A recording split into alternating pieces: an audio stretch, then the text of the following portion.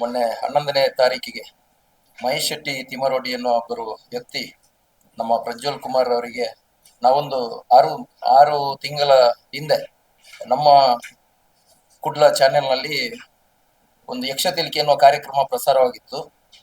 ಅದರ ಟೈಟಲ್ ಏನು ಬುರುಡೆ ಗ್ಯಾಂಗ್ ಅನ್ನೋ ಟೈಟಲ್ ಇಟ್ಟಿದ್ರು. ಅದರ ಬಗ್ಗೆ ಪ್ರಜ್ವಲ್ ರವರಲ್ಲಿ ಮೊನ್ನೆ ಇವರು ಕಿದೂರಿನಲ್ಲಿ ಯಕ್ಷಗಾನ ಪ್ರದರ್ಶನದಲ್ಲಿ ಇರುವಂತಹ ಸಂದರ್ಭದಲ್ಲಿ ಮಹೇಶ್ ಶೆಟ್ಟಿ ತಿಮರೋಡಿ ಅವರು ಫೋನ್ ಅಲ್ಲಿ ಮಾತಾಡಿದ್ದಾರೆ. ಅದನ್ನು ಇವರು ರೆಕಾರ್ಡ್ ಮಾಡಿಕೊಂಡಿದ್ರು. ಅದರಲ್ಲಿ ಕಲಾವಿದರ ಹೆಸರನ್ನು ಉಲ್ಲೇಖಿಸಿ ಅಂದ್ರೆ ಸುಂದರ್ ರೈ ಮಂದಾರ ಮತ್ತೆ ದಿನೇಶ್ ಶೆಟ್ಟಿಗಾರ್ ಇವರು ಪ್ರಜ್ವಲ್ ಕುಮಾರ್ ಇವರ ತಂದೆ ತಾಯಿಗಳೆಲ್ಲ ಹೆಂಡತಿ ತಂದೆ ತಾಯಿಗಳಿಗೆ ಅವ್ಯಾಚ್ಯವಾಗಿ ನಿಂದಿಸಿದ್ದಾರೆ. ಅದಕ್ಕಾಗಿ ನಾನು ಸುಂದರ್ ರೈ ಮಂದಾರ ಪುತ್ತೂರು ಗ್ರಾಮಾಂತರ ಠಾಣೆಯಲ್ಲಿ ಮಹೇಶ್ ಶೆಟ್ಟಿ ತಿಮರೋಡಿ ಅವರ ಮೇಲೆ ಕೇಸು ಕೊಟ್ಟಿರ್ತೇನೆ. ಹಾಗೆ ಇವರ ಅಮ್ಮ ತಾಯಿಯನ್ನು ಬೈದ ಕಾರಣ ಇವರು ಪುತ್ತೂರಿನ ಮಹಿಳಾ ಠಾಣೆಯಲ್ಲಿ ಇವರು ಕೇಸ್ ಕೊಟ್ಟಿದ್ದಾರೆ. ಇದಕ್ಕಾಗಿ ನಾವು ಕಲಾವಿದರಾಗಿ ಸಮಾಜವನ್ನು ರಂಜನೆ ಮಾಡುವವರು. ನಾವು ಯಾವುದೇ ಪೂರ್ವ ಉದ್ದೇಶ ಇರಲಿಲ್ಲ. ಅದು ಮಹೇಶ್ ಶೆಟ್ಟಿ ತಿಮರೋಡಿ ಅವರಿಗೆ ಹೇಗೆ ಕನೆಕ್ಟ್ ಆಯ್ತು ಅಂತಲೂ ಗೊತ್ತಿಲ್ಲ ನಮ್ಗೆ. ಅವ್ರು ಯಾವುದೋ ಹೋರಾಟ ಮಾಡ್ತಾ ಇದ್ದಾರಂತೆ, ನಮ್ಗೂ ಅದು ಗೊತ್ತಿಲ್ಲ. ಆದ್ರೆ ಅವರೊಂದು ಹೆಣ್ಣಿಗೆ ನ್ಯಾಯ ಸಿಗ್ಬೇಕಂತ ಹೋರಾಟ ಮಾಡುವ ನಿಟ್ಟಿನಲ್ಲಿ ನಮ್ಮ ತಾಯಿ ನಮ್ಮ ಹೆಂಡತಿ ಕೂಡ ಅವರು ಕೂಡ ಹೆಣ್ಣೆ ಅವರಿಗೆ ಅವ್ಯಾಚ್ಯವಾಗಿ ನಿಲ್ಲಿಸಿದ್ದಾರೆ ಅಂತಾದ್ರೆ ಇದು ಯಾಕೆ ಅಂತ ನಮ್ಗೆ ಗೊತ್ತಿಲ್ಲ. ಇದಕ್ಕೆ ನ್ಯಾಯ ಬೇಕು ಅಂತ ನಾವು ನಿಮ್ಮ ಮುಂದೆ ಬಂದು ನಿಂತಿದ್ದೇವೆ. ಈ ವಿಚಾರವಾಗಿ ನಾವು ಪತ್ರಿಕಾಗೋಷ್ಠಿಯನ್ನು ಕರೆದ.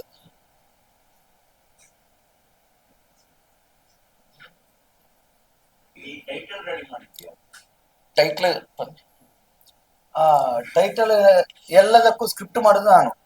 ಮತ್ತೆ ಧೀರಜ್ ರೇಖಲ್ ಅದ್ರ ಬಗ್ಗೆ ಪದ್ಯ ಬರೆಯುದು. ಮತ್ತೆ ನಾವೆಲ್ಲ ಕಲಾವಿದರು ಒಟ್ಟಾಗಿ ಕುಳಿತುಕೊಂಡು ಅದ್ರ ಬಗ್ಗೆ ಸಮಾಲೋಚನೆ ಮಾಡಿ ಅದರಲ್ಲಿ ಯಾವ್ದು ಬೇಡದ್ದುಂಟು, ಯಾವ್ದು ಬೇಕು, ಯಾವ್ದು ಸೇರಿಸ್ಬೇಕು ಎಲ್ಲ ಒಂದು ಮಾತಾಡಿ ನಾವು ಸ್ಕ್ರಿಪ್ಟ್ ಮಾಡುದು.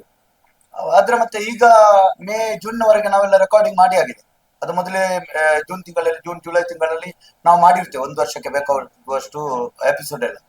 ಮತ್ತೆ ವಾರಕ್ಕೆ ಶುಕ್ರವಾರ ಇಲ್ಲದಿದ್ರೆ ಗುರುವಾರ ಅಲ್ಲಿಂದ ಕಾಲ್ ಮಾಡ್ತಾರೆ ಚಾನಲ್ ಇಂದ. ಮತ್ತೆ ಹೆಸರು ನಾನೇ ಕೊಡುದು. ಆ ಸಲ ಏನಾಗಿದೆ ಅಂತ ಹೇಳಿದ್ರೆ ನಾವು ಕುವೇಟ್ ಅಲ್ಲಿ ಇದ್ದೆವು, ನಾನು ಪ್ರಜ್ವಲ್ ಎಲ್ಲ. ನಮಗೆ ಕಾಲ್ ಮಾಡಿದ್ದಾರೆ, ಕಾಲ್ ಸಿಗ್ಲಿಲ್ಲ. ಆಮೇಲೆ ಅವರ ಹೆಸರಿಟ್ಟಿದ್ದಾರೆ. ನಾನು ಮತ್ತೆ ಹೋಟೆಲ್ಗೆ ಬಂದ ಮೇಲೆ ನನಗೆ ವೈಫೈ ಕನೆಕ್ಟ್ ಆದ ಮೇಲೆ ಅವರಿಗೆ ಫೋನ್ ಮಾಡಿದೆ. ಫೋನ್ ಮಾಡುವಾಗ ಅವ್ರು ಹೇಳಿದ್ರು, ನಾನು ಸುಬ್ರಹ್ಮಣ್ಯಕ್ಕೆ ಅಲ್ಲಿಗೆ ಹೋಗ್ತಾ ಇದ್ದೇನೆ, ಅದು ಸ್ಕ್ರಿಪ್ಟ್ ಹೆಸರು ಮಾಡಿ ಆಗಿದೆ, ಏನ್ ಮಾಡ್ಲಿಕ್ಕೆ ಆಗುದಿಲ್ಲ ಅಂತ. ಆ ಸಂದರ್ಭದಲ್ಲಿ ಕೂಡ ನಾನು ಹೇಳಿದ್ದೇನೆ, ಇದೆಲ್ಲ ಬೇಡ ತಂತ ಹೆಸರೆಲ್ಲ ಅಂದ್ರೆ ಅದರಲ್ಲಿ ಗ್ಯಾಂಗ್ ಅಂತ ಹಾಕಿದ್ದಾರೆ. ನಾನು ಮಾಡುವ ಯಾವುದೇ ಹೆಸರಲ್ಲಿ ಇಂಗ್ಲಿಷ್ ಶಬ್ದ ಬರೆಯುವುದಿಲ್ಲ. ನಾವು ಯಕ್ಷಗಾನಕ್ಕೆ ಸಂಬಂಧಪಟ್ಟ ವಿಷಯ ಆದ್ದರಿಂದ ಅದಕ್ಕೆ ಹೆಸರು ಇಡುವಾಗ ಇಂಗ್ಲಿಷ್ ಯಾವುದೇ ಒಂದು ಶಬ್ದ ಬಳಕೆ ಮಾಡ್ಲಿಲ್ಲ. ಈಗ ಒಂದು 200ರವರೆಗೆ ಎಪಿಸೋಡ್ ಉಂಟು, ಯಾವ್ದ್ರಲ್ಲಿ ಕೂಡ ಇಂಗ್ಲಿಷ್ ಶಬ್ದ ಇಲ್ಲ, ಅದರಲ್ಲಿ ಮಾತ್ರ ಇರುದು. ಆಮೇಲೆ ಅವ್ರು ಹೇಳಿದ್ರು, ನನಗೆ ಈಗ ಎಡಿಟ್ ಮಾಡ್ಲಿಕ್ಕೆ ಆಗುದಿಲ್ಲ, ಸುಬ್ರಹ್ಮಣ್ಯಕ್ಕೆ ಯಾವುದೊಂದು ಸ್ಥಳಕ್ಕೆ ಹೋಗ್ತಾ ಇದ್ದೇನೆ ಅಂತ ಹೇಳಿ. ಆಮೇಲೆ ಆಯ್ತು ಅಂತ ಹೇಳಿ ಬಿಟ್ಟೆವು. ಅದು ಸಾಧಾರಣ ನವೆಂಬರ್ ತಿಂಗಳಲ್ಲಿ ಟೆಲಿಕಾಸ್ಟ್ ಆಗಿದೆ. ಇತ್ತೀಚೆಗೆ ಇವರು ಅದನ್ನೊಂದು ಮೊನ್ನೆ ಒಂದು ವಾರಕ್ಕಿಂತ ಮುಂಚೆ 11 ತಾರೀಕಿಗೆ ಅದರ ಬಗ್ಗೆ ಮಾತಾಡಿದ್ರು ಪ್ರಜ್ವಲ್. ಬುರುಡೆ ಗ್ಯಾಂಗ್ ಅಂತ. ಹೌದು ಸರ್. ಅದು ನಾವಲ್ಲ ಸರ್, ನಾವು ಮಾಡುದಾದ್ರೆ, ನಾನು ಹೇಳುದಾದ್ರೆ, ನಾನು ಅದ್ರ ಬಗ್ಗೆ ಹೆಸರು ಕೊಡುದಾದ್ರೆ ಇಂಗ್ಲಿಷ್ ಶಬ್ದ ಬಳಕೆ ಮಾಡುದಿಲ್ಲ ನಾವು.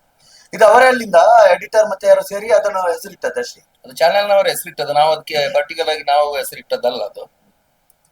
ಹಾಗಂತ ಬುರುಡೆ ಅಂದ್ರೆ ಅದು ಕನ್ನಡ ಶಬ್ದ, ಅದು ಇವರಿಗೆ ಕನೆಕ್ಟ್ ಆಯ್ತು ಯಾಕಂತ ನಮ್ಗೆ ಗೊತ್ತಿಲ್ಲ ಆ ವಿಚಾರ. ಯಾವುದೇ ಉದ್ದೇಶ ಪೂರ್ವಕವಾಗಿ ನಾವು ಇಟ್ಟ ಹೆಸರಂತಲ್ಲ. ಈಗ ಅದು ಟೆಲಿಕಾಸ್ಟ್ ಆಗಿ 6 ತಿಂಗಳು ಕಳೀತು. ಈಗ ಮಾತಾಡುದಿದ್ರೆ ಅದರ ಮೊದಲು ಅವರು ಫೋನ್ ಮಾಡಿದ್ದಾರೆ, ಬೇರೆ ಬೇರೆ ಕಾಲ್ ಅಲ್ಲಿ ಎಲ್ಲ ದಿನೇಶ್ ಕೋಡಬದವರವರಿಗೆ ಅನಿತಾ ಕಾಸರಗೋಡು ಅಂತ ಯಾರೋ ಒಬ್ರು ಹುಡುಗಿಯ ಹೆಸರಿನಲ್ಲಿ ಕಾಲ್ ಮಾಡಿಸಿದ್ದಾರೆ. ಮತ್ತೆ ಅವ್ರದ್ದು ತುಂಬಾ ಫಾಲೋ ಪೇಜ್ ಎಲ್ಲ ಉಂಟು, ಅದ್ರಲ್ಲೆಲ್ಲ ಕಾಲ್ ಮಾಡಿಸಿ ಬೆದರಿಕೆ ಧಮಕಿ ಎಲ್ಲ ಹಾಕಿದ್ದಾರೆ ಅವರು. ನಾವು ಅದನ್ನು ನಾನು ಹಾಕ್ತಿದ್ರೆ ಹೆದರ್ತಿದ್ ನಾನು, ಅವ್ರು ಹೆದರ್ಲಿಲ್ಲ. ಹಾಗಾಗಿ ಅದರ ಪರ್ಯಾಯ ಅಂದ್ರೆ ಮುಂದುವರಿದ ಭಾಗವಾಗಿ ಇದು ಮಾಡಿದ್ರು. ಅದಂದ್ರೆ ಒಂದು ಕಳೆದ ನವೆಂಬರ್ ತಿಂಗಳಲ್ಲಿ ಒಂದು ಮಡಿಕೇರಿ ಹತ್ರ ಒಂದು ಯಕ್ಷಗಾನ ಆಗಿತ್ತು, ಸಂಪಾಜೆ ಹತ್ತಿರ. ಅದರಲ್ಲಿ ನಾನು ಒಂದು ಗುರುಡೆತ್ತೊಂದು ಇವನ ಕೌರವ ಸೈಂಧವದ ಪ್ರಸಂಗದಲ್ಲಿ ನಾನೊಂದು ಗುರುಡೆ ಇಟ್ಕೊಂಡು ಹೋಗುದು, ಕುರುಕ್ಷೇತ್ರದಿಂದ ಹೋಗುದು, ಅದೊಂದು ಸೀನ್ ಮಾಡಿದ್ದೆ. ಅದರ ಬಗ್ಗೆ ನಮಗೆ ನೀವು ತಮಾಷೆ ಮಾಡಿದ್ದೀರಿ ಅಂತ ಹೇಳಿ ಸಾಧಾರಣ ನನಗೆ ಒಂದು ರಾತ್ರಿ ಬೆಳಗಾಗುವವರೆಗೆ ಒಂದು 600-700 ಕಾಲ್ ಎಲ್ಲ ಬಂದಿದೆ. ಹಾಗೆ ನನಗೆ ಬೈತಾ ಇದ್ರು, ನಾನು ಕೂಡ ಬೈತಾ ಇದ್ದೆ. ಹಾಗಾಗಿ ಅದು ಅಲ್ಲಿಗೆ ನಿಂತೋಗಿದೆ. ಆಮೇಲೆ ಆದ್ರೆ ಇಲ್ಲಿ ಒಂದು ಆಲೋಚಿಸಬೇಕಾದ ವಿಷಯ ಅಂತ ಕೇಳಿದ್ರೆ, ಅವರು ಮೊನ್ನೆ ಕಾಲ್ ಮಾಡಿ ಕೂಡ ಹೇಳಿದ್ದಷ್ಟೇ, ಬುರುಡೆ ಗ್ಯಾಂಗ್ ಮಾಡಿದ್ದೀರಿ, ಬುರುಡೆ ಗ್ಯಾಂಗ್ ಮಾಡಿದ್ದೀರಿ, ಬುರುಡೆ ಗ್ಯಾಂಗ್ ನಮ್ಮದು ನಮ್ಮದು. ಹಾಗಾದ್ರೆ ಅವರು ಬುರುಡೆ ಗ್ಯಾಂಗಿನವರು ಅಂತ ಹೇಳಿದ ಅದನ್ನು ಅವರೇ ಒಪ್ಪಿಕೊಂಡ ಹಾಗೆ ಆಯ್ತಲ್ಲ. ಕೊಡಬದು ಅವರೇ ಹೇಳಿ ಸರ್. ಯಕ್ಷಗಾನದಲ್ಲಿ ಅದೊಂದು ಸೈನ್ಯವನ ಪಾತ್ರದಲ್ಲಿ ಹೌದು ಸರ್. ಈಗ ಪೌರಾಣಿಕ ಪ್ರಸಂಗದಲ್ಲಿ ಈ ಬುರುಡೆ ಇದನ್ನ ಹೇಗೆ ಅದನ್ನ ಕಲ್ಪನೆ ಮಾಡ್ತೀರಿ ಅಂತ, ಅದರಲ್ಲಿ ಏನಾದ್ರು ಪುರಾಣದಲ್ಲಿ ಇದೆಯಾ ಬುರುಡೆಯ ಕಲ್ಪನೆ? ಅಂದ್ರೆ ಕುರುಕ್ಷೇತ್ರದ ರಣಾಂಗಣದಿಂದ ಅವ ಗೂಢಚಾರಕ ಬರುವುದು, ಬಂದು ಕೌರವನಲ್ಲಿ ಹೇಳುವುದು ಎಲ್ಲ ವಿಷಯ. ರಣಾಂಗಣದಲ್ಲಿ ತಲೆ ಕಡದ ಮೇಲೆ ಅದು ತಲೆ ಬುರುಡೆ ಇರ್ಲೇಬೇಕಲ್ಲ ಅಲ್ಲಿ. ಅದು ಇಷ್ಟರವರೆಗೆ ಮಾಡಿದ್ದಾರೆ ಅಂತ ಹೇಳಿದ್ದಲ್ಲ, ಮಾಡಬಾರದು ಎನ್ನುವುದು ಏನು ಇಲ್ಲ ಅಂತ ನಾವು ಯಕ್ಷಗಾನದ ಬಗ್ಗೆ ತಿಳುವಳಿಕೆ ಉಳ್ಳವರಲ್ಲಿ ಮಾಹಿತಿ ತಗೊಂಡು ಅವತ್ತಿನ ಒಂದು ದಿವಸಕ್ಕೆ ಬೇಕಾಗಿ ಒಂದು ಏನಾದ್ರೂ ಸ್ವಲ್ಪ ಗಿಮಿಕ್ಸ್ ಈಗಿನ ಯಕ್ಷಗಾನದಲ್ಲಿ ಬೇಕಲ್ಲ, ಅದಕ್ಕೆ ಬೇಕಾಗಿ ಮಾಡಿದ್ದು ಬಿಟ್ರೆ ಪ್ರಸಂಗದಲ್ಲಿ ಇಲ್ಲ. ಪ್ರಸಂಗದಲ್ಲಿ ಪದ್ಯದಲ್ಲಿ ಉಂಟು, ತಲೆಬುರುಡೆಗಳೆಲ್ಲ ಕಾಣ್ತಾ ಉಂಟು ಅಲ್ಲಿ ರಣಾಂಗಣದಲ್ಲಿ ಅಂತ ಕೌರವನಲ್ಲಿ ಬಂದು ಹೇಳಿಕೊಂಡು ದೂತ. ಆ ಕಾರಣಕ್ಕೆ ಬುರುಡೆಯನ್ನು ಹಿಡ್ಕೊಂಡು ಬಂದದ್ದು ಮಾಡಿ. ಅಂದ್ರೆ ನಿಮ್ಗೆ ಈ ಬುರುಡೆಗಳಿಗೋಸ್ಕರ ಅಂದ್ರೆ ಆ ಬುರುಡೆ ಪ್ರಕರಣ ಹೆಚ್ಚು ವೈರಲ್ ಆಗ್ತದೆ, ಜನರನ್ನ ತಲುಪಬಹುದು ಕಾರಣಕ್ಕೆ ಪ್ರಸಂಗದಲ್ಲಿ ಸೇರಿಸಿದ್ರು. ಹೌದೌದು, ಅದು ತೋರಿಸಿದ್ದು ಅಂತಲ್ಲ, ಆದ್ರೆ ಪ್ರಸಂಗದ ಪ್ರತಿ ಉಂಟಲ್ಲ, ಅದರ ಪದ್ಯಗಳಲ್ಲಿ ಉಂಟು. ಪ್ರತಿಯೊಂದು ಪ್ರಸಂಗದ ಪದ್ಯಗಳಲ್ಲಿ ಇವರು ಆ ಬುರುಡೆ ಗ್ಯಾಂಗ್ ಎನ್ನುವುದರ ಅದಕ್ಕಿಂತ ಮೊದಲೇ ಬುರುಡೆ ಎನ್ನುವುದು ತಲೆ ಬುರುಡೆ ಎನ್ನುವ ಶಬ್ದ ಉಂಟಲ್ಲ ಪ್ರಸಂಗದಲ್ಲಿ. ಪಾರ್ಥಿ ಸುಬ್ಬರು ಇವರಿಗಿಂತ ಮೊದಲು ಹುಟ್ಟಿದ್ದಲ್ಲ, ಇವರು ಹುಟ್ಟಿದ್ದ ನೋಡ್ಬೇಕಷ್ಟು ಇನ್ನು ನಮ್ಗೆ ಗೊತ್ತಿಲ್ಲ. ಅಲ್ಲ ಸರ್, ಅದು ಆ ಬುರುಡೆದು ಪ್ರಕರಣ ಮುಗ್ದಿದೆ. ಇದು ಇತ್ತೀಚೆಗೆ ಇದು ವಿಷಯ ಬೇರೆ. ನಾವು ನಮ್ಮ ಕುಡ್ಲ ಚಾನಲ್ ಅಲ್ಲಿ ಅಕ್ಷತೆಲಿಕೆ ಅಂತ ಒಂದು ಮಾಡ್ತೇವೆ, 1 ಗಂಟೆ ಒಂದು ಪ್ರದರ್ಶನ. ಅದರಲ್ಲಿ ಬುರುಡೆ ಗ್ಯಾಂಗ್ ಅಂತ ಹೆಸರಿಟ್ಟದ್ದಕ್ಕೆ ಇವರು ಫೋನ್ ಮಾಡಿ ಬೈದರು ನಮಗೆ. ಈಗ ಅದರ ಬಗ್ಗೆ ಅವರು ಹೇಳಿದ್ರಲ್ಲಿಯೂ ತೊಂದರೆ ಇಲ್ಲ, ಅದು ಅವರು ಹೇಳುವಂತ ವಿಷಯ, ಅವರಿಗೆ ಸಂಬಂಧಪಟ್ಟದ್ದು. ಯಾಕೆ ಅವರಿಗೆ ಕಣಕ್ಕೆ ಆಯ್ತು ಗೊತ್ತಿಲ್ಲ. ಆಮೇಲೆ ನಮಗೆ ಬೈತಿದ್ರೆ ದೊಡ್ಡ ವಿಷಯ ಅಲ್ಲ, ಯಾಕಂತ ಹೇಳಿದ್ರೆ ನನ್ನದಂತ ತುಂಬಾ ವಿಷಯ ಉಂಟು. ನಾವು ಹೇಳುದು, ನಾವು ನಮ್ಮ ವೈಯಕ್ತಿಕ ವಿಷಯವನ್ನು ವೇದಿಕೆಯಲ್ಲಿ ಹೇಳ್ತೇವೆ, ಮತ್ತೆ ಕೆಲವು ನಡೆಯುವಂತ ವಿಷಯಗಳನ್ನು ಹೇಳ್ತೇವೆ, ಸಮಾಜದಲ್ಲಿ ಇರುವಂತಹ ಕೆಲವು ಸಮಸ್ಯೆಗಳನ್ನು. ಅದನ್ನೆಲ್ಲ ಕೆಲವು ಮಂದಿ ತಗೊಳ್ತಾರೆ, ವೈಯಕ್ತಿಕವಾಗಿ ತಗೊಂಡು ನಮಗೆ ಬೈತಾರೆ. ಕೆಲವು ಮಂದಿ ಕಮೆಂಟ್ ಹಾಕ್ತಾರೆ, ಅದನ್ನು ನಾವು ನೋಡುವುದಿಲ್ಲ. ಒಮ್ಮೊಮ್ಮೆ ನೋಡ್ತೇವೆ, ಮತ್ತೆ ಅದನ್ನು ನೋಡಿ ಅದ್ರ ಹಿಂದೆ ಹೋಗ್ಬಿಟ್ಟು ಬುರ್ಸೋತಿಲ್ಲ. ಇದಂದ್ರೆ ಡೈರೆಕ್ಟ್ ಆಗಿ ನಮಗೆ ಬೈದಿದ್ರೆ ತೊಂದರೆ ಇಲ್ಲ, ನಮ್ಮ ಮನೆಯವರಿಗೆ ಬೈತಿದ್ದಾರೆ ನೋಡಿ ಸರ್. ನಾವು ಹಗಲು ಇರುವುದು ದುಡ್ದು ನಾವು ಹೋಗಿ ನಮ್ಮ ಮನೆಯವರನ್ನು ನಾವು ಸಾಕುದು. ಹಾಗಿರುವಾಗ ನಮ್ಮ ಹೆಂಡತಿ ಬಗ್ಗೆ, ನಮ್ಮ ತಾಯಿ ಬಗ್ಗೆ ಎಲ್ಲ ಬೈಯುವಾಗ ಯಾರೋ ಅವರಿಗೆ ಅವರ ಜೊತೆಯಲ್ಲಿ ಮಲಗಿದಿ ಹುಟ್ಟಿದವರು ಇವರು ಹಾಗೆ ಹೀಗೆ ಅಂತೆಲ್ಲ ಮಾತಾಡೋದಿದ್ರೆ ನೋಡಿ. ಆ ಜನ ಮತ್ತೊಂದು ಅದರಲ್ಲಿ ಆಡಿಯೋದಲ್ಲಿ ಹೇಳಿದ್ದಾರೆ, ಈಗ ಕೇಳಿಸ್ಬೋದು, ನೀವು ಕೇಳಿರ್ಬೋದು, ನಮಗೆ ಗೊತ್ತಿಲ್ಲ. ಅವರು ಹೇಳಿದ್ದಾರೆ, 14 ವರ್ಷ ಆಯ್ತು ನಾನು ರೋಡಲ್ಲಿ ಇದ್ದೇನೆ, ಒಂದು ಹೆಣ್ಣು ಮಗಳಿಗೆ ನ್ಯಾಯ ತೆಗೆಸಿಕೊಡ್ಬೇಕು ಅಂತ. ಸರಿ ಸರಿ, ನ್ಯಾಯ ತೆಗೆದುಕೊಡ್ಬೇಕು, ಹೆಣ್ಣು ಮಕ್ಕಳಿಗೆ ನ್ಯಾಯ ಕೊಡ್ಬೇಕು. ಇಷ್ಟರವರೆಗೆ ನಾನು ಯಕ್ಷಗಾನದಲ್ಲಿ ಸಾಧಾರಣ 28-30 ವರ್ಷ ಆಗ್ತಾ ಬಂತು. ಈ ಪ್ರಕರಣ ಆಗಿ 13 ವರ್ಷ ಆಯ್ತು. ನಾನಾಗ್ಲಿ, ಪ್ರಜ್ವಲ್, ದಿನೇಶ್ ರೈ ಕಡಬ, ನಮ್ಮ ಟೀಮಿನವರು ಇಷ್ಟರವರೆಗೆ ಈ 13 ವರ್ಷದಲ್ಲಿ ಎಲ್ಲಿಯಾದ್ರೂ ಒಳ್ಳೇದಕ್ಕಾಗ್ಲಿ ಕೆಟ್ಟದಕ್ಕಾಗ್ಲಿ ಸೌಜನ್ಯ ಅಂತ ಹೇಳುವ ಒಂದು ಹೆಸರು ನಮ್ಮ ಬಾಯಿಂದ ಬಂದಿದ್ರೆ ನಾಳೆ ಅದ್ರ ಬಗ್ಗೆ ನಾವು ಕ್ಷಮೆ ಕೇಳ್ತೇವೆ ಬಹಿರಂಗವಾಗಿ. ಇಷ್ಟರವರೆಗೆ ಎಲ್ಲಿಯೂ ಹೇಳಿಲ್ಲ. ಯಾಕಂತ ಹೇಳಿದ್ರೆ ಅದು ಹೇಳುದು ತಪ್ಪು, ಮತ್ತೆ ಇದು ನಮಗೆ ಸಂಬಂಧಪಟ್ಟದ ವಿಷಯ ಅಂತ ಹೇಳುದು ನಮಗೆ ಗೊತ್ತುಂಟು. ಹಾಗಿರುವಾಗ ಇವರು ಯಾವುದೋ ಒಂದು ವಿಷಯ ಹಿಡ್ಕೊಂಡು ನಮ್ಮ ತಾಯಿಗೆಲ್ಲ ಬೈತಾರೆ ಅಂತ ಇದ್ರೆ ಇವರು ಯಾವ ರೀತಿಯಲ್ಲಿ ನ್ಯಾಯ ತೆಗೆಸಿಕೊಡ್ತಾರೆ ಸರ್? ಈಗ ಒಂದು ಹೆಣ್ಣಿಗೆ ಬೇಕಾಗಿ ನ್ಯಾಯ ತೆಗೆಸಿಕೊಡ್ಲಿಕ್ಕೆ ಹೊರಟವರು, ಹಾಗಾದ್ರೆ ಆ ಹೆಣ್ಣು ಮತ್ತೆ ಇವರ ಮನೆಯಲ್ಲಿರುವ ಹೆಣ್ಣು ಮಾತ್ರ ಪತಿವ್ರತೆಯಾಗಿರುವುದಾ? ಇವರು ಎಷ್ಟು ಮನೆ ಹೆಣ್ಣು ಮಕ್ಕಳನ್ನು ಇವರು ಬೇಡ ಕೆಟ್ಟ ಶಬ್ದದಲ್ಲಿ ಬೈತಾ ಇದ್ದಾರೆ. ಹಾಗಾದ್ರೆ ಸಮಾಜದಲ್ಲಿ ಇರುವುದೊಂದು 2-3 ಹೆಣ್ಣು ಮಕ್ಕಳು ಮಾತ್ರ ಪತಿವ್ರತೆಯಾರ? ಉಳಿದವರ ಮನೆಯ ಹೆಣ್ಣು ಮಕ್ಕಳೆಲ್ಲ ಒಳ್ಳೆಯವರಲ್ವಾ? ಹೇಳಿ ಸರ್. ನೀವು ಮಾಡಿದ ಪ್ರಹಸನಕ್ಕೆ ಅವರು ನಿಮ್ಗೆ ಬೈತಾ ಇದ್ದಾರೆ. ಹೌದು ಸರ್. ಈಗ ಆ ಸಂದರ್ಭ ಉಂಟಾಗಿತ್ತು, ನೀವು ಮುಂದೆ ಆ ತರದ್ದು ಯಾವ್ದಕ್ಕೂ ಮಾಡಬಾರ್ದು ಅನ್ನೋ ಉದ್ದೇಶ ಅಂತ ನೀವು ಅಂದ್ಕೊಳ್ತೀರಾ? ಅಲ್ಲ ಇಲ್ಲಿಗೆ ನೀವು ಇಲ್ಲ ಇಂಥದ್ದು ನಮ್ಗೆ ಬೇಡ ಅಂತ ನೀವು ಕೂಡ ನಿಲ್ಲಿಸ್ತೀರಾ? ನಾವು ಯಕ್ಷತೆಲಿಕೆ ಕಾರ್ಯಕ್ರಮ ನಿಲ್ಲಿಸುವ ವಿಚಾರವಿಲ್ಲ ಸರ್. ಅದರಲ್ಲಿ ಬರೋ ಕೆಲವೊಂದು ವಿಷಯಗಳನ್ನು ಕೇಳ್ತಾರೆ, ಈಗ ಸಮಾಜಕ್ಕೆ ಬೇಕಾದ ವಿಷಯ ತುಂಬಾ ಕಠೋರವಾಗಿದೆ. ಹೌದು ಸರ್. ಅದನ್ನು ನೀವು ನಿಲ್ಲಿಸುವಂತ ಪ್ರಸಂಗ ಏನಾದ್ರು ಇದರಿಂದ ಮುಂದೆ ಆಗ್ತದೆ, ಅಲ್ಲ ಅದನ್ನು ಕಂಟಿನ್ಯೂ ಮಾಡ್ತೀರಾ? ಇಲ್ಲ ಸರ್, ನಿಲ್ಲಿಸುವ ವಿಷಯ ಇಲ್ಲ ಸರ್. ನೋಡಿ, ವೈಯಕ್ತಿಕವಾಗಿ ಯಾರಿಗೂ ನಾವು ಟಾರ್ಗೆಟ್ ಮಾಡುವುದಿಲ್ಲ. ಹಾಗಂತ ಸಾರ್ವಜನಿಕವಾಗಿ ನಡೆಯುವಂತ ಕೆಲವು ವಿಷಯಗಳನ್ನು ಹೇಳ್ತಾ ಇದ್ದೇವೆ, ಇದಕ್ಕೆ ಮೊದಲು ಇನ್ನೂ ಹೇಳ್ತೇವೆ. ಮತ್ತೆ ಮಾಧ್ಯಮ ಮತ್ತೆ ಕಲೆ ಹೇಗೆ ಅಂತ ಕೇಳಿದ್ರೆ ಸಮಾಜದ 2 ಕಣ್ಣುಗಳು ಇದ್ದಾಗೆ. ಸಮಾಜದ ಓರೆಕೊರೆಗಳನ್ನು ತಿದ್ದುವುದಕ್ಕೆ ಬೇಕಾಗಿ ಅದು ಇರುವುದಲ್ಲದೆ ವ್ಯಕ್ತಿಗತ ಸ್ವಾತಂತ್ರ್ಯ ಉಂಟು ಅಂತ ನಮಗೆ ಬೇಕಾದ್ದನ್ನು ನಾವು ಮಾಡಿದ್ರೆ ಜನಗಳು ಒಪ್ಪಿಕೊಳ್ಳುವುದಿಲ್ಲ. ಈಗ ಮಾಧ್ಯಮ ಆದ್ರೂ ಹಾಗೆ, ಅದನ್ನು ಯಾರು ಒಪ್ಪಿಕೊಳ್ಳುವುದಿಲ್ಲ. ಯಾಕಂದ್ರೆ ನೋಡುವ ಪ್ರೇಕ್ಷಕರೇನು ಅಷ್ಟು ಏನು ಗೊತ್ತಿಲ್ಲದವರಲ್ಲ. ಹಾಗಾಗಿ ನಾವು ಮಾಡುವುದು ಯಾವುದು ಒಳ್ಳೆದು ಯಾವುದು ಕೆಟ್ಟದ್ದು ಅಂತ ನೋಡಿದವರಿಗೆ ಗೊತ್ತುಂಟು. ಅದಕ್ಕೆ ಬೇಕಾದ ಕಮೆಂಟ್ಗಳ ಅಥವಾ ನಮಗೆ ಸಲಹೆಗಳನ್ನು ಚಾನಲಿಂದಲೂ ಕೊಡ್ತಾರೆ ಅಥವಾ ಹೊರಗಡೆಯಿಂದಲೂ ನಮಗೆ ಹೇಳ್ತಾರೆ. ಮತ್ತೆ ಒಬ್ಬ ವ್ಯಕ್ತಿಯ ವೈಯಕ್ತಿಕವಾಗಿ ನಾವು ಯಾರ ಹೆಸರನ್ನಾಗ್ಲಿ ಇಂಥ ಪರ್ಟಿಕ್ಯುಲರ್ ಇಂಥ ವ್ಯಕ್ತಿಯ ಹೆಸರು ಇದು ಅವನಿಗೆ ಸಂಬಂಧಪಟ್ಟ ಕಥೆ ಅಂತ ನಾವು ಇಷ್ಟರವರೆಗೆ ಯಾವುದನ್ನು ಮಾಡ್ಲಿಲ್ಲ. ಯಾಕಂದ್ರೆ ಸ್ಕ್ರಿಪ್ಟ್ ಮಾಡುವಾಗ ಭಾಗವತರು ಇರ್ತಾರೆ, ಭಾಗವತರಿಗೂ ಗೊತ್ತಿದ್ದಂತ ವಿಷಯ. ಈಗ ನಿಮ್ಗೆ ಏನು ಧಕ್ಕೆ ಹಾಕಿದೆ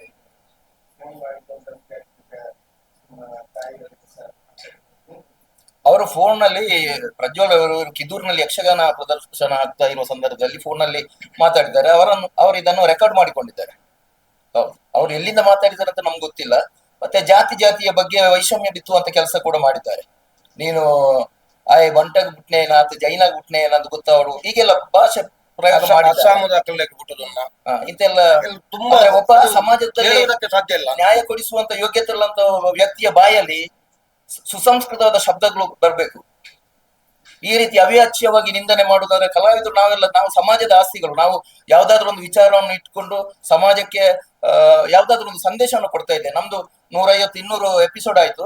ಪ್ರತಿ ಒಂದು ವಿಚಾರವನ್ನು ತೆಗೆದುಕೊಂಡು ಕೊನೆಗೆ ಯಾವ್ದಾದ್ರು ಒಂದು ಒಳ್ಳೆಯ ಸಂದೇಶವನ್ನು ಈ ಮುಖಾಂತರ ಕೊಡ್ತಾ ಇದ್ದೇವೆ ನಾವು. ಇದಕ್ಕಿಂತ ಒತ್ತಾಯ ಏನಿದೆ? ಕೂಡ ನೀವು ಈಗ ಪುತ್ತೂರು ಗ್ರಾಮ ಮಹಿಳಾ ಠಾಣೆಯಲ್ಲಿ ಮತ್ತೆ ಪುತ್ತೂರು ಗ್ರಾಮಾಂತರ ಠಾಣೆ. ಎರಡು ಠಾಣೆಯಲ್ಲಿ ಸಹ ನೀವು ಇಟ್ಕೊಂಡಿದ್ದೀರಿ. ಹೌದು ಪ್ರಕರಣ ದಾಖಲು ಮಾಡಿದ್ದೀರಿ. ಹೌದು ಒತ್ತಾಯ ಅವರನ್ನು ಅರೆಸ್ಟ್ ಮಾಡ್ತಿದ್ದೀರಿ, ಎಂತ ಒತ್ತಾಯ ಮಾಡಿ? ಹೌದು ಸರ್, ನಮ್ಗೆ ನ್ಯಾಯ ಕೊಡ್ಬೇಕಲ್ಲ ಸರ್. ನಮಗೆ ಕಾನೂನಿನ ಮೇಲೆ ಗೌರವ ಇರುವ ನಾವು ಕಲಾವಿದರು. ಮತ್ತೆ ಅದು ಈಗ ಏನಾಗಿದೆ ಅಂತ ಕೇಳಿದ್ರೆ, ಕಲಾವಿದರಿಗೆ ಬೈಯುವುದು ಅಂತ ಹೇಳಿದ್ರೆ ಎಲ್ರಿಗೆ ಒಂದು ಇದು ಫ್ಯಾಷನ್ ಆಗಿದೆ ಈಗ, ಹವ್ಯಾಸ ಒಂದು. ಹೌದು. ಅಂದ್ರೆ ಕಲಾವಿದ ಅಂತ ಹೇಳಿದ್ರೆ ಯಾರು ಬೇಕಾದ್ರೂ ಮಾತಾಡ್ಬಹುದು ಅಂತ ಅವನ ಬಗ್ಗೆ. ನಾವು ಇದನ್ನು ಖಂಡಿಸದೇ ಇದ್ರೆ ಸರ್ ಮುಂದೆ ಇದು ಮುಂದುವರಿತದೆ. ಯಾಕಂದ್ರೆ ಕಲಾವಿದರೆಲ್ಲ ಮಾತಿರ್ತೀರಿ ಮಣಿಪಿಜರಿ ಎಂಚಿನ ಬೋರ್ಲ ಮಲ್ಪುಳಿ ಅನ್ನುವಂತ ಮನೋಭಾವನ ಅವರಲ್ಲಿ ಬೆಳೀತದೆ. ಅದಕ್ಕಾಗಿ ನಾವು ಏನು ಯಾವ್ದು ಮೇಡಮ್?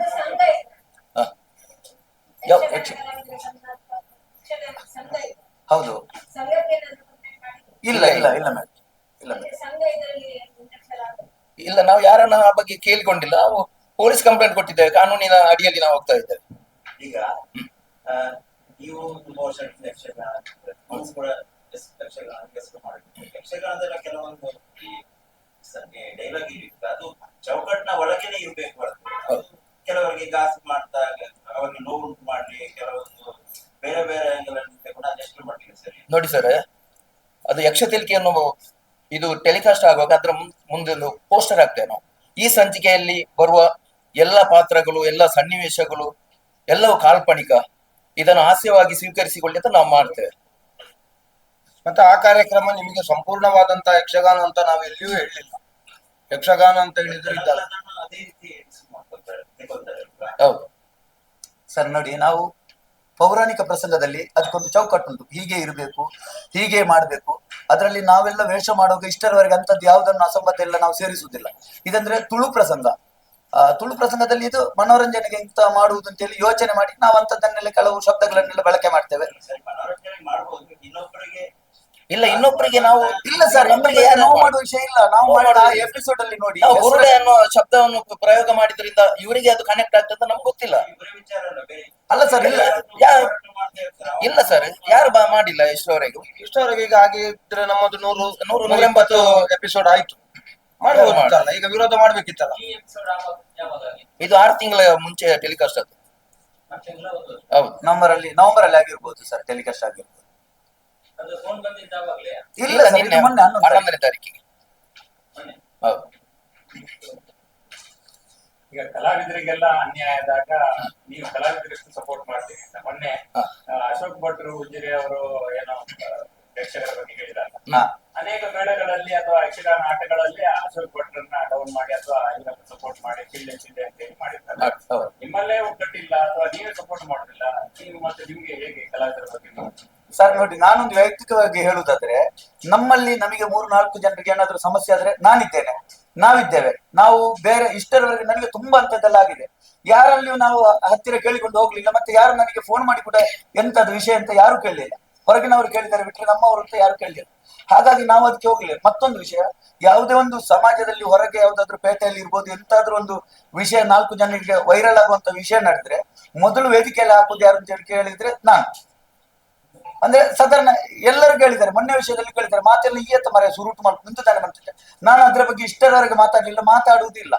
ಯಾಕೆಂತ ಹೇಳಿದ್ರೆ ಆ ಮೊನ್ನೆ ವಿಷಯ ನಾವು ಅದನ್ನು ಸಮರ್ಥನೆ ಮಾಡುದಲ್ಲ, ಅದ್ರ ಬಗ್ಗೆ ನಮಗೆ ಗೊತ್ತುಂಟಲ್ಲ ಯಾವ್ದು ಸರಿ ಯಾವ್ದು ತಪ್ಪು ಅಂತ ಹೇಳಿ. ಹಾಗಾಗಿ ನಾವು ಅದ್ರ ಬಗ್ಗೆ ಮಾತಾಡ್ಲಿಕ್ಕೆ ಹೋಗ್ಲಿಲ್ಲ.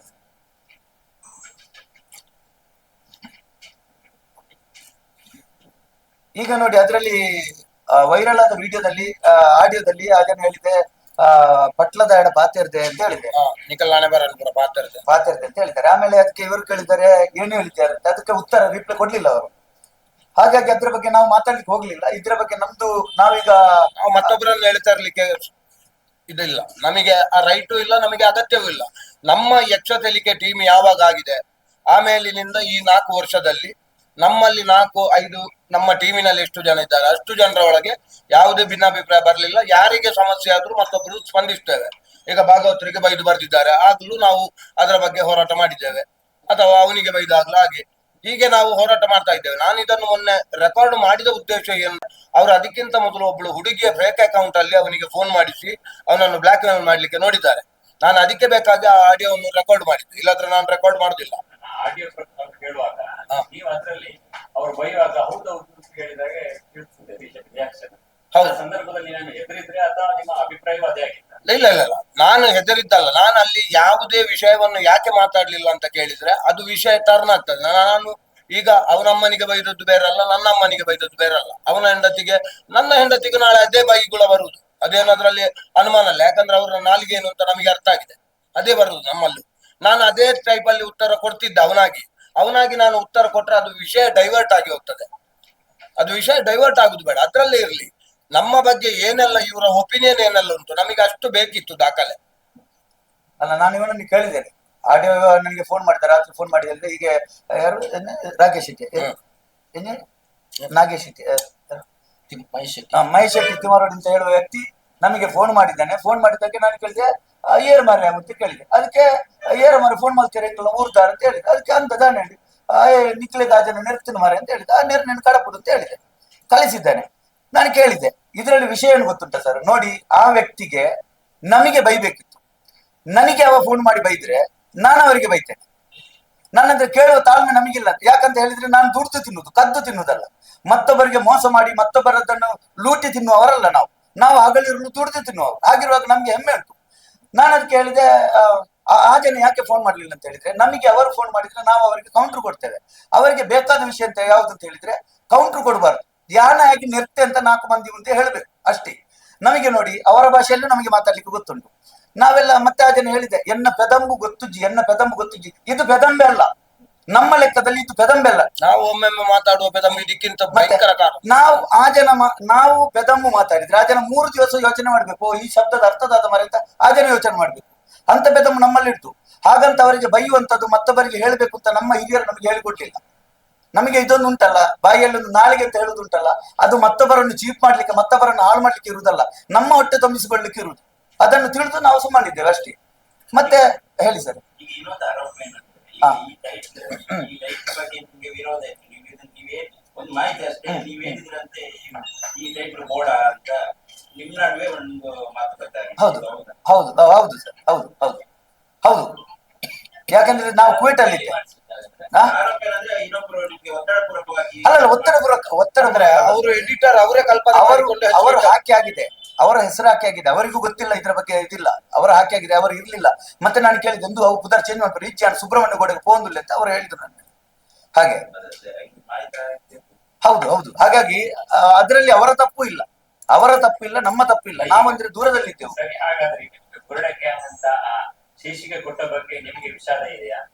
ಯಾವ ಸರ್? ಈಗ ಬುರುಡೆಗೆ ಅಂತ ಯಕ್ಷಗಾನ ಶೀರ್ಷಿಕೆ ಕೊಟ್ಟು ಮಾಡಿದ್ದಕ್ಕೆ ನಿಮ್ಗೆ ವಿಷಾದ ಇದೆಯಾ? ನೋಡಿ ಸರ್, ನಮ್ಮಲ್ಲಿ ಅವರು ನೇರವಾಗಿ ಕೇಳಿ ನಿಖಿಲ್ ಮಲ್ತನ ತಪ್ಪತ್ತ ಮಾರ ಅಂತ ಹೇಳ್ತಿದ್ರೆ ನಿಜವಾಗಿಯೂ ನಮಗೆ ವಿಷಾದ ಇರ್ತಿತ್ತು. ಈ ರೀತಿ ಎಲ್ಲ ಕೆಟ್ಟದ್ದು ಬೈದ ಮೇಲೆ ನಮಗೆ ವಿಷಾದ ಇರ್ತದ? ಒಂದು ಮಕ್ಕಳಿಗಾದ್ರೂ ಅಷ್ಟೇ ಸಮಾಧಾನದಲ್ಲಿಂದ ಮಾರ ನೀ ಮುಟ್ಟೋಡ್ಚಿ ಅಂತ ಹೇಳಿದ್ರೆ ಮುಟ್ಟುವುದಿಲ್ಲ. 2 ಕೊಟ್ಟಿ ಏನು ಮುಟ್ಟೋಡ್ಚಿ ಅಂತ ಹೇಳಿದ್ರೆ ಆ ಮಕ್ಕಳು ಮತ್ತೆ ಮುಟ್ಟದೆ ಬಿಡ್ತಾವ? ಅಲ್ಲ, ನಾವು ಸರಿ ಅಂತ ಹೇಳುದಲ್ಲ, ನಡೆದ ವಿಷಯ ಎಷ್ಟು ಸರ್. ಈಗ 4 ವರ್ಷದಲ್ಲಿ ನೀವು ಮಾಡೋದು ಈ ಒಂದು ಇದರಲ್ಲಿ ಮಾತ್ರ ಈ ತರ ಇಲ್ಲ ಸರ್, ಎಂತದ್ದು ಅವರು ಏನು ಯೋಚನೆ ಮಾಡಿಕೊಂಡು ಹೌದು. ಇಲ್ಲ ಸರ್, ಅವರು ಹೇಳ್ತಿದ್ರೆ ಅವರಿಗೆ ಘಾಸಿ ಆಗಿದೆ, ಅವರ ಮನೋಧರ್ಮಕ್ಕೆ ತೊಂದರೆ ಆಗಿದೆ. ಅದನ್ನು ನಾವು ಅದ್ರ ಬಗ್ಗೆ ಮಾತಾಡುದಿಲ್ಲ. ನಮಗೆ ಬೈತಿದ್ರೆ ಮಾತಾಡ್ತಿಲ್ಲ. ನಮ್ಮ ಮನೆಯವರಿಗೆ ಬೈಯುವ ಹಕ್ಕನ್ನು ಇವರಿಗೆ ಯಾರು ಕೊಟ್ಟಿದ್ದಾರೆ? ಮತ್ತೊಂದು ವಿಷಯ ಹೇಳಿದ್ದಾರೆ, ನಮ್ಮ ತಾಯಿ ಬಗ್ಗೆ, ನಮ್ಮ ಹೆಂಡತಿ ಬಗ್ಗೆ ಎಲ್ಲ ಹೇಳಿದ್ದಾರೆ. ನೋಡಿ, ಹೇಳುವವರು ಯಾರು? ಹೇಳುವವರ ಬಗ್ಗೆ ಯೋಚನೆ ಮಾಡ್ಬೇಕು. ನಾವು ದಿವಸಲು ಮನೆಗೆ ಹೋಗ್ತೇವೆ, ನಾವು ದಿವಸಲು ಕೊಂಡೋಗಿ ನಮ್ಮ ಮನೆಗೆ ಹಾಕ್ತೇವೆ. ನಮ್ಮ ಹೆಂಡತಿ, ನಮ್ಮ ತಾಯಿಯನ್ನು, ನಮ್ಮ ಮಕ್ಕಳನ್ನು ನಾವು ಮನೆಯಲ್ಲಿ ಸಾಕ್ತೇವೆ. ಅಂತದ್ರಲ್ಲಿ ವರ್ಷದಲ್ಲಿ 360 ದಿವಸದಲ್ಲಿ 300 ದಿವಸಕ್ಕೂ ಮನೆ ಹತ್ತಿರ ಸೋಕದವರು ನಮ್ಮ ಮನೆ ಬಗ್ಗೆ ಮಾತಾಡುದು, ಮಾತ್ರ ಅವರ ಮನೆಯನ್ನು ನೋಡ್ಬೇಕಲ್ಲ ಸರ್. ಈಗ ನಮಗೆ ಅಂದ್ರೆ ನಿಮ್ಮ ಯಕ್ಷತೆಲಿಗೆಯ ಬುರುಡೆ ಗ್ಯಾಂಗ್ ಕಳಸನದಲ್ಲಿರುವಂತಹ ವಿಚಾರಗಳು ಧರ್ಮಸ್ಥಳಕ್ಕೆ ಪ್ರಕರಣದ ಬುರುಡೆ ಗ್ಯಾಂಗ್ ಪ್ರಕರಣಕ್ಕೆ ಸಂಬಂಧಿಸಿದ ವಿಚಾರವನ್ನೇ ಅಲ್ಲಿ ತೋರಿಸಿದ ಅಥವಾ ಬೇರೆ? ಇಲ್ಲ ಸರ್, ನೀವು ಅದನ್ನು ಅಲ್ಲ, ನೀವು ಅದನ್ನು ಬೇಕಾದ್ರೆ ಮೊಬೈಲ್ ಅಲ್ಲಿ ನೋಡ್ಬೋದು. ಯಾವುದೇ ವಿಚಾರ ಆ ಅವರ ಬಗ್ಗೆ ಕ್ಷೇತ್ರದ ಬಗ್ಗೆ ಏನು ಆ ವಿಚಾರ ಅದಕ್ಕೆ ಕನೆಕ್ಟ್ ಆಗುವಂತ ವಿಚಾರ ಇದು ಫ್ಯಾಮಿಲಿಯಲ್ಲಿ ನಡೆಯುವಂತ ಒಂದು ಕಾರ್ಯ. ಅದರಲ್ಲಿ ಪಾತ್ರಗಳಿಗಿಟ್ಟ ಹೆಸರು ಕೂಡ ಒಂದು ಹೆಸರು ಕೂಡ ಅವರಿಗೆ ಕನೆಕ್ಟ್ ಆಗುವಂತ, ಈಗ ಅವರ ಹೆಸರು ಇದ್ದದ್ದ ರೀತಿಯಲ್ಲೇ ಬೇರೆ, ನಾವು ಹೆಸರು ಮೊದಲನೇ 2 ಹೆಸರು ಬೇರೆ ಇಟ್ಟು ಕಡೆಗೆ ಆ ಹೆಸರು ಬರುವಾಗ ಅಂತದ್ದು ಕೂಡ ಇರ್ಲಿಲ್ಲ.